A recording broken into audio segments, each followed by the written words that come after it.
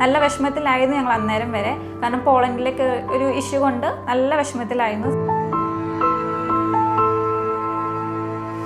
Hi, ഞാൻ മാളവിക. ഞാൻ +2 കഴിഞ്ഞ് പോളണ്ട് പോകാൻ ഞാൻ ശ്രമിച്ചിട്ടുണ്ടായിരുന്നു. 2 തവണ എനിക്ക് സ്ലോട്ട് റിജക്ഷൻ ആയിരുന്നു കിട്ടിയിരുന്നത്. സോ അങ്ങനെ സങ്കടത്തിരിക്കുന്ന സമയത്തായിരുന്നു എനിക്ക് ഇവിടുത്തെ ആഡ് കണ്ട് ഞാൻ അങ്ങനെ എൻക്വയറി ചെയ്ത് അത് കഴിഞ്ഞ് ഞങ്ങൾ കൺസൾട്ടൻസി ഡയറക്റ്റ് വന്ന് വിസിറ്റ് ചെയ്തു. അപ്പോൾ ഞങ്ങൾ കുറേ ഡൗട്ടുകൾ ചോദിച്ചു, അത് ക്ലിയർ ചെയ്ത് അതേപോലെ ഞങ്ങൾക്ക് തന്നിട്ടുണ്ടായിരുന്നു. പിന്നെ അത് കഴിഞ്ഞിട്ടുള്ള ബാക്കിയുള്ള ഡോക്യുമെൻ്റ് സബ്മിറ്റ് ചെയ്യാനും ഒരുപാട് സംശയങ്ങളൊക്കെ ഉണ്ടായിട്ടുണ്ടായി. അതേപോലെ എൻ്റെ അമ്മയും എൻ്റെ അച്ഛനൊക്കെ ഇവരെ കോൺടാക്ട് ചെയ്തിട്ടുണ്ടായിരുന്നു. നല്ല വിഷമത്തിലായിരുന്നു ഞങ്ങൾ അന്നേരം വരെ. കാരണം പോളണ്ടിലേക്ക് ഒരു ഇഷ്യൂ കൊണ്ട് നല്ല വിഷമത്തിലായിരുന്നു. എൻ്റെ ഒരു ഫ്രണ്ട്സ് എന്നുള്ള രീതിയിൽ നിന്നിട്ടാണ് അവരെനിക്ക് അത്രയും നല്ല രീതിയിലാണ് എനിക്ക് എല്ലാ ഡൗട്ടും ക്ലിയർ ചെയ്ത് തന്നെ. അപ്പോൾ തന്നെ എൻ്റെ അച്ഛനും അമ്മയ്ക്കാണെങ്കിൽ ഹാപ്പി ആയിരുന്നു.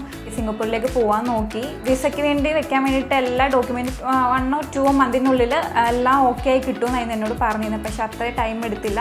1 or 2 വീക്കിനുള്ളിൽ തന്നെ എനിക്ക് വിസ അപ്രൂവലായി.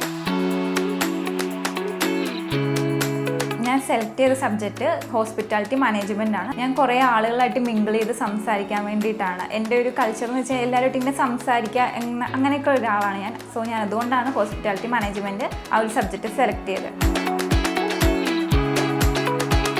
ഓഫീസ് ടൈം കഴിഞ്ഞിട്ടാണെങ്കിൽ പോലും അവർ അപ്പം തന്നെ കോൾ അറ്റൻഡ് ചെയ്ത് ഡൗട്ട് എല്ലാം ക്ലിയർ ചെയ്ത് തന്നിട്ടുണ്ടായിരുന്നു. നല്ലൊരു സപ്പോർട്ടായിരുന്നു എനിക്ക് നമ്മുടെ കൺസൾട്ടൻസിനൊക്കെ കിട്ടിയിട്ടുണ്ടായിരുന്നത്.